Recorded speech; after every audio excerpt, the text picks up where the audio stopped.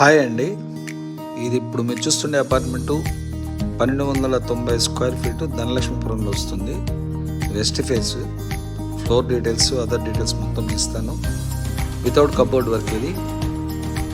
Wall care finishing మొత్తం colour అన్నీ everything complete అయిపోయింది. రెడీ టు ఆక్యుపై అండి.